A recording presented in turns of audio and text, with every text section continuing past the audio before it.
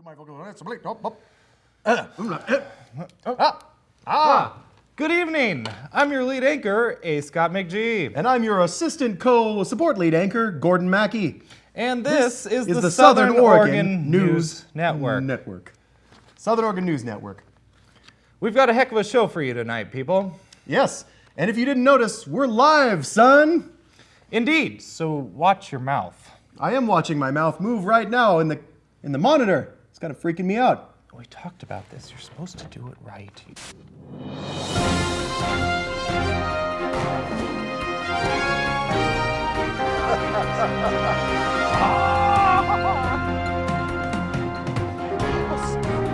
Oh, a nice tortilla from Melbeck.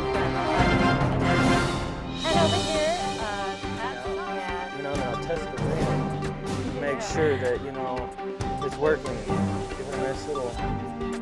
Why? The whole world ripping off the train. USA! Good evening, and welcome back. We missed you. It can get lonely here at the desk sometimes. Luckily, I have A. Scot, but even he keeps his distance. Just because I got a little handsy at that one holiday party, it's been all cold shoulder since then. We've talked about this, all right? It was just that one time. Everybody says that kind of stuff when they're drinking Smirnoff. Yeah, Smirnoff's dangerous. Fine, whatever. I don't even care. I Whatever. will always want you. I came in like a wrecking ball. I never hit so hard in love. All I wanted was to break you off. All you ever did was wreck me. That was disturbing. For tonight's headlines, a bill to raise the minimum wage has passed the Oregon House, and Governor Kate Brown is expected to sign it. While the underpaid working class celebrates another victory, Oregon employers are slapping palms against foreheads all across the state.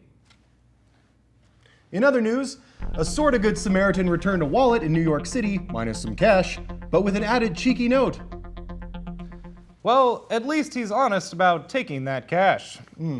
Also, Ashland approves plans for new entry signs. And don't worry, we'll tell you just where to stick your angry letters of protest. Yeah, in the mail. And last but not least, Death Valley is full of life.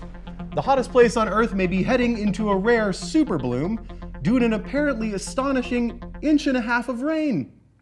All of this and a whole bunch of other tomfoolery coming up on the Southern Oregon News Network. Stay tuned in. Now let's cut to commercial so I can use the John and Gordon can pour some whiskey into his coffee. Off camera, of course. Oh, that's a great idea. Nice place. Hey, cheers, Viking. Hey, good dancing. Hey, who is this bird guy? Video games? Bubbles. Nice pie. What's this place? She's cute. Good party. Crap. I always forget that spot is only 15 seconds long. Well, I guess I'll just have to hold it. Sorry, sucker. I had plenty of time to spike my coffee. Your loss. Well, since I can't drain my bladder, let me fill your mind with some dribble. Oregon lawmakers gave final approval on Thursday to a measure that will increase the state's minimum wage over the next 6 years. The measure would create 3 separate minimum wages across the state. The Portland metro area would increase to $14.75 by 2022, while mid-sized communities, including all of Southern Oregon, would only go to $13.50. And rural parts of the states are expected to stay just as poor as ever, with minimum wage capped 6 years from now at only $12.50. Majority Democrats, including Tobias Reed, called the bill a way to give low-income Oregonians a much-needed raise. Yeah. Debate on the bill lasted more than 5 frickin' hours. The incredibly boring hearing was interrupted only briefly by noisy protesters banging on the door.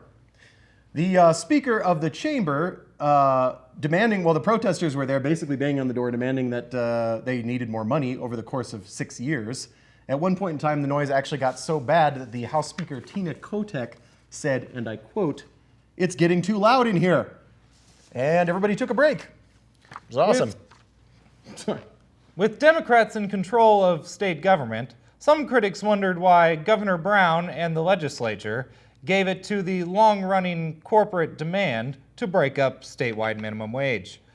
Matt Witt of Talent wrote on Blue Oregon that when the new three-tiered system is fully phased in, a company will be able to pay a worker in Eugene, Bend, and Medford $10 a day less for exactly the same work as a worker in Portland, and $18 a day less for a worker in places like Coos Bay, LeGrand, or Klamath Falls. Yeah, or right here in Jackson County, the living wage currently is, for 4 adults on a household, is already $14.96 each right now, not in 2022. My question is, why are all these politicians so out of touch? Ad-libbed retort. Ah, good. Cheeky counter retort. Good point. Moving on. In national news, New York City has gotten a little weirder this week. Honest do-gooder Riley Flaherty went to a Wilco concert in Brooklyn. Big mistake. At the end of the night, his wallet was missing. Probably also the money I feel that he spent on the Wilco concert, which in my opinion, because Wilco makes me feel melancholy. Melancholy. Every day is sad and lonely, and every night is sad and blue. Ah, nice word drop.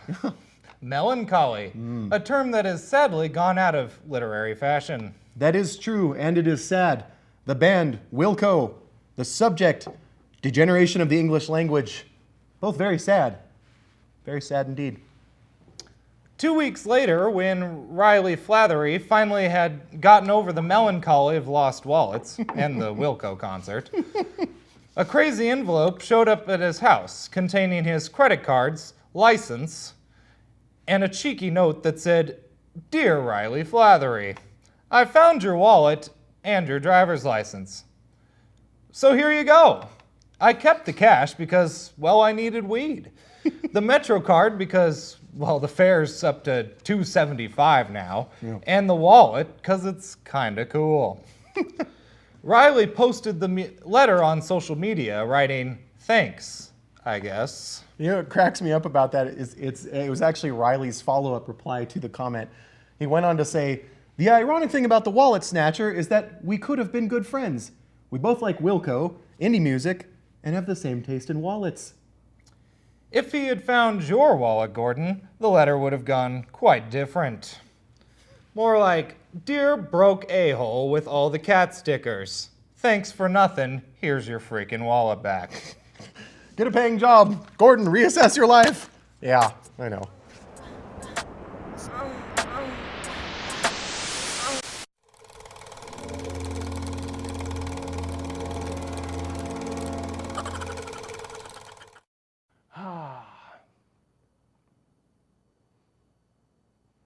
We saw a movie the other day. Fucking Deadpool, man. That was a gangster.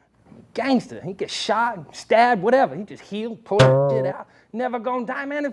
If pimping right here had those kind of powers, I'd be unstoppable. I'd be like, "Fuck the police." No, don't say that though. Don't ever fuck the police. I might f back. Careful.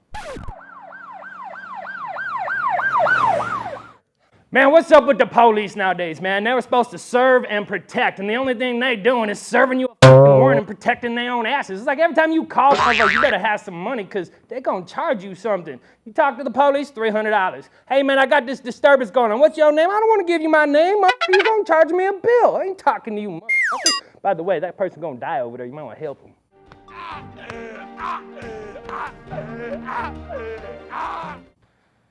Shit, he really is dying. Yeah, somebody will find him.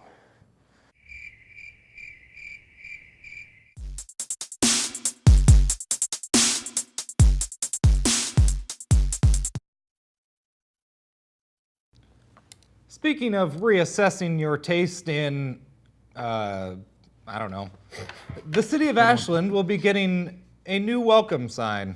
3 of them, in fact, but they are not very welcome.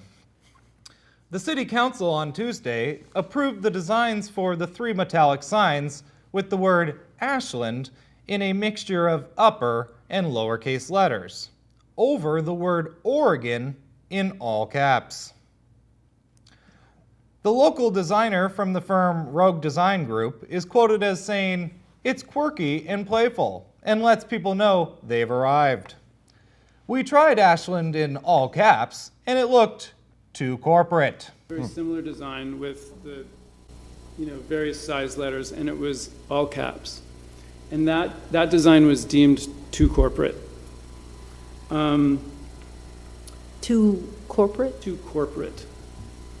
That this design was fun, quirky, contemporary. I've been a professional graphic designer, a professional typographic designer for over 2 decades. And I believe strongly that typography is an art, that one cannot break the rules of art. That seemed unnecessary and also grammatically off-putting. Yes, one citizen was quoted as saying they would have done better with a children's drawing. That's mean. The budget for the signs, including design and installation, was, I believe, $24,000, which will come from a transient occupancy taxes, which randomly I actually thought was just a rude name to tax the homeless people. I didn't know that was a tax on people that stayed at hotels. Did you see how I'm practicing my Ascot? Stayed at hotels. The signs will be expected to be installed in May. Another wise resident was heard to say, "You never mix capitals with lowercase." Is it because it's a capital offense? No. Your puns are repugnant. Oh. I banish you to Pun Island. Wow, yeah, they're pretty bananas. Wow.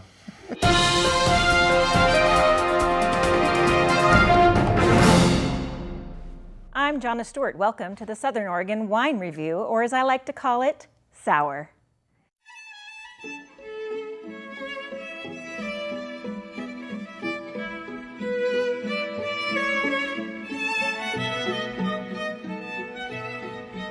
Welcome, and I'd like to introduce you to 5 of my favorite friends.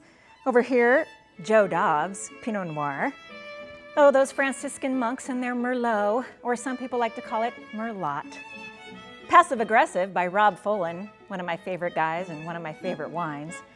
Oh, a nice Portillo from Malbec from Argentina. And over here, Cab Sauv from Oberon, which is actually Mondavi. We'll get to that in a minute. Now, that Mondavi guy and I, we go way back, and it's not a good history.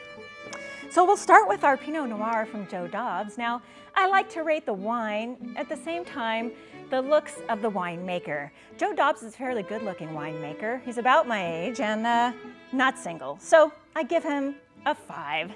A 5 for not being single, but an 8 for his looks. His wine, however, is a little bit spicy, like me, and also cheap. No comment. It's all right, Joe. He needs to age a little more, but it's all right. And this wine, by the way, retails for about $14. So when I say cheap, I mean semi-cheap. I mean, it depends on your date. I wouldn't order this if you were going out with me, which, by the way, if you want to go out with me, you can just call this number on the bottom of the screen. Oh, there's no number on the bottom of the screen? Okay, we'll get that in post. So our next bottle of wine is a Merlot. Now, I know you're thinking of that great line from that movie Sideways. If these girls want to drink Merlot, we're going to drink f***ing Merlot. Well, I don't drink Merlot, so just keep that in mind. If anybody orders Merlot, I'm leaving. I am not drinking any f***ing Merlot! But I'll tell you, something about these Franciscan monks and their Merlot, they overcharge for it. But you can always go to Napa and have some. They'd love to have you at their winery. Sit on that Rutherford bench while you're there. So this Merlot from the Napa Valley, it's Merlot. So it's gonna have notes of berry, and again, it's gonna be fairly inexpensive. So you can, of course, buy it for your cheap date. She'll love it. She'll get drunk and she'll love you. Well, first I would just gently dust the top off, and then I'll slowly unscrew the cap. Yeah. Then I'll test the rim and make sure that it's working and give it a nice little taste. Just get this going.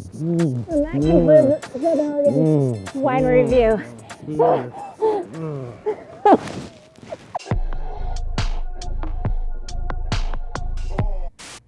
Well, that was a little shocking. I think they're having more fun than we are. Ha! On to the story. Death Valley, otherwise known as the hottest place on Earth, is awash in yellow and pink wildflowers this month. El Nino, which translates to the Nino, has provided the torrential autumn rainfall that Death Valley experienced, and the normally insanely hot, blistering desert hellhole is heading into a rare super bloom after mind-blowing years of incredibly dry-mouthed, throbbing, deadly, life-smothering heat. Yes, a torrential rainfall, Gordon, an astonishing 1.5 inches. Which doesn't seem like much to anyone not living in a low-elevation super oven, until you consider that the park's average rainfall for an entire year is a paltry 2 inches. Those are the kind of skimpy measurements that will get you thrown out of bed. Ouch. Let's cue a soothing video report and rudely talk over it. Wow, that sounds good. That's indeed soothing, yes. I love some of the wildflower names. The desert gold species is what makes up most of those yellow flowers that you can see blanketing up in the photo, the orange sensors. The notchleaf phacelia and the sand verbena are the nice purple hued flowers. And the gravel ghosts add pops of white. That's perhaps my favorite name of them. The most interesting looking flower is the pink desert 5-spot, which is easy to pick out thanks to its 5 bright red spots on the inner petals. Yeah, so lovely. That was unnecessary. Wildflowers make me happy. Do not ruin my joy. You are gay. And by gay, I mean happy. I am gay for wildflowers. That's true. And for robots. Naturally, I'm gay for robots. Sun Sports! Welcome, Sun fanatics, to another bless you up and sap your teeth Sun Sports broadcast with Jimmy the Tool Hardman, the hottest goddamn man in sports. Now, normally, I wouldn't flatten you back into your seat with a wrecking ball commentary on the namby-pambies who sucked the life out of good sports in this week. But old Jimmy here had a bit of a stroke a few days back, and the state assigned Jimmy a life coach, goddamn physical therapist, who told the Hardman that he had to open up and communicate about his feelings more, and that it might help old Jimmy's blood pressure, which is apparently running hot like a goddamn volcano. So, instead of my normally scheduled play-by, the Hardman is going to ask you to indulge me in a little personal Q&A gym time so that the blood pressure stays relaxed.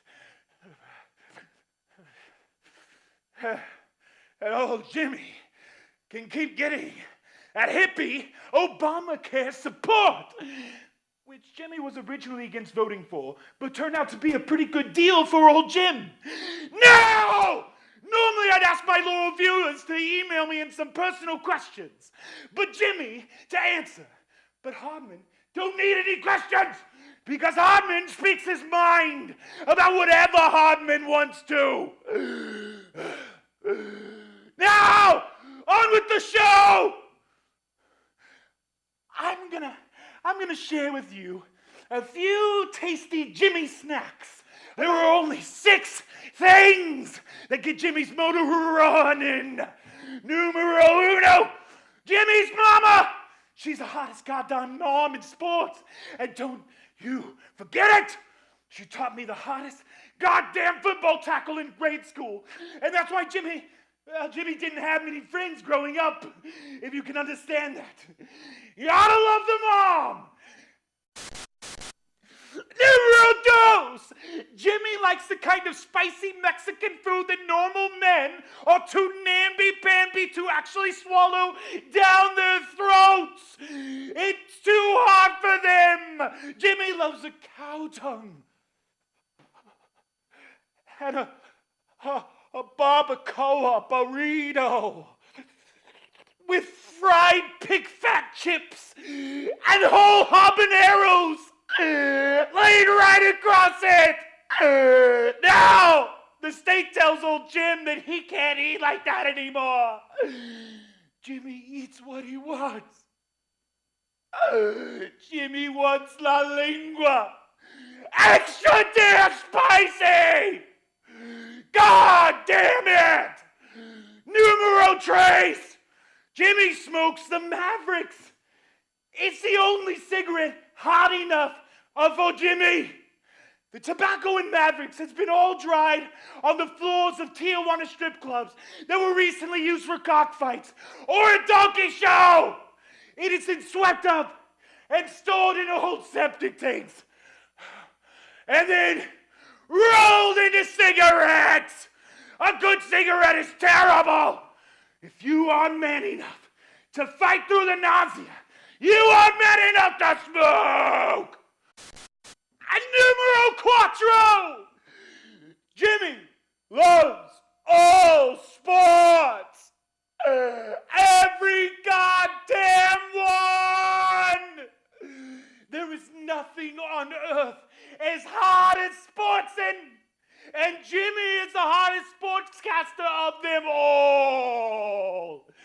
Other sportscasters are gussed up namby-pambys in fancy ties and shine-correcting face powders that never sweat a drop in their life.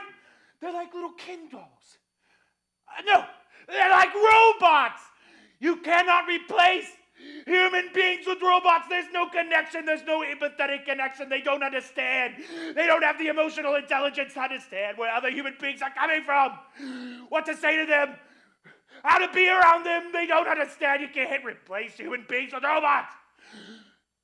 Real athletes sweat. Jimmy sweats along with him because Jimmy is a team player. And we were all in this together. So if you want the real sportsing deal, tune in to Hartman and start a sweating. Numero cinco. Jimmy loves creamy Ovaltine. Jimmy loves it when you just mix it up. And it has a nice foamy head. Jimmy loves it cold. Jimmy drinks it often, particularly when it's gloomy out. It comforts Jimmy. Jimmy also loves Bam.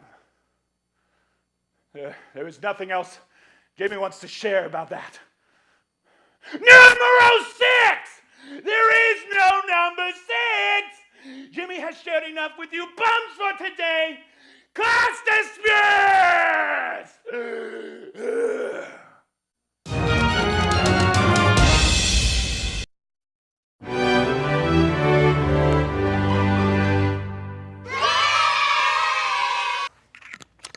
Hey there. Wow, Jimmy's so hard he makes me need a stiff drink. Well, hello, fellow day drinkers. I'm Aspenero. It's been a while since my last education report because education is basically in the toilet, and I get depressed every time I hear that flushing sound of state funding just swirling in the drain. But today, I'm beginning a special broadcast series called Meme Watch, a focus on current trending memes on the internet, as well as a cursory look into the history of memes in general, as modern attention spans have dwindled from 12 seconds on average in the year 2000 to an 8-second average today. The value of common education through short comedic blips can simply no longer be ignored. We have now literally have the attention span of that of the average goldfish, but you are probably already struggling to hold focus. And as I've been talking in soothing tones, staring straight into your lovely soul, let's run a distracting clip to help you relax. Or whatever that means.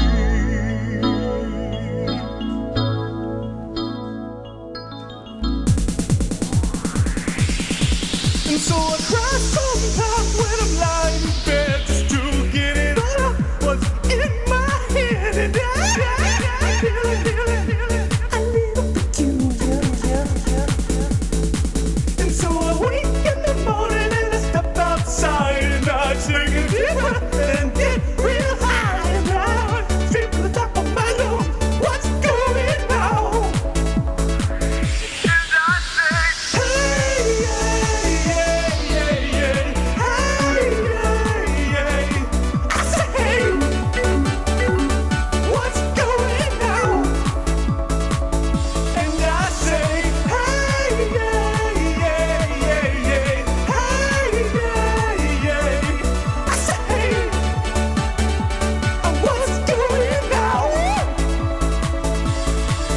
tries. Oh my God, do I try?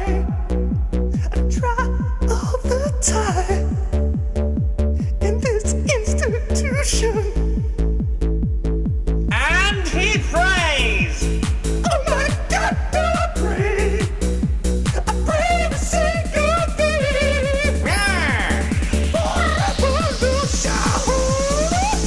And I say, hey, yeah, yeah, yeah, hey, yeah, yeah. I say, what's going on? And I say, don't, yeah, just keep it inside. Learn how to hide your feelings.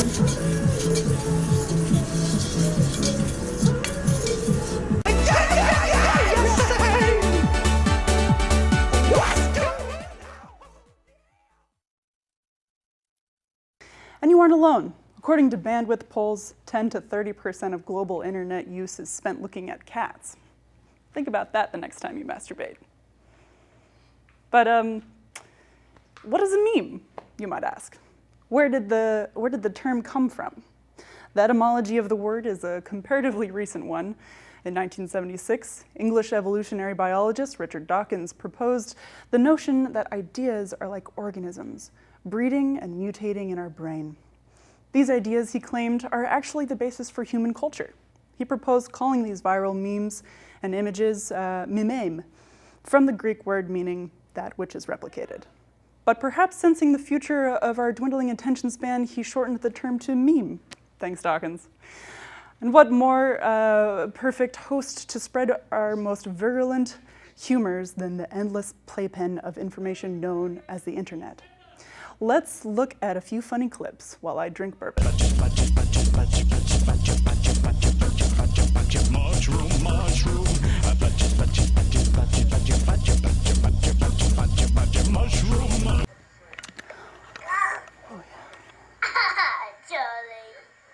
Charlie bit me.